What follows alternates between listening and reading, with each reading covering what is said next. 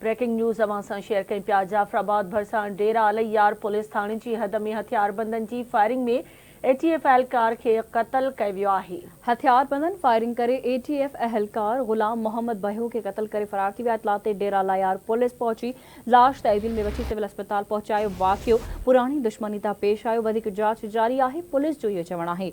Breaking news अवां सां share करे रहिया आहियूं। जाफराबाद भरिसां डेरा अलैयार पुलिस थाणे जी हद में हथियारबंदनि जी फायरिंग में एटीएफ एहलकार क़त्ल थी वियो आहे।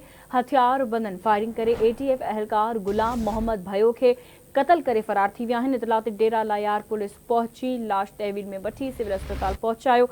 वाक़ियो पुरानी दुश्मनी तां पेश आयो। वधीक जांच जारी आहे।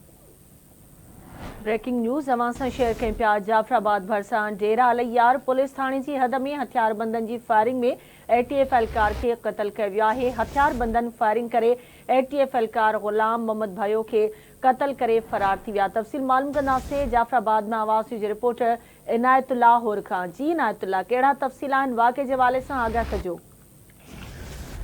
जी, डेरा अलैयार थाने जी हद में हथियारबंदनि फायरिंग करे एटीएफ एहलकार के क़त्ल करे छॾियो आहे। इतला मिलण ते डेरा अलैयार हद जो पुलिस जाइ वक़ूअ ते पहुची करे लाश डिस्ट्रिक्ट सिविल अस्पताल डेरा अलैयार मुंतक़िल कयो आहे।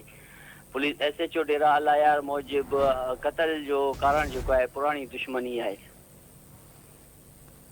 जी ठीकु आहे इनायतुल्लाह, तव्हांजी महिरबानी अपडेट करण जे लाइ।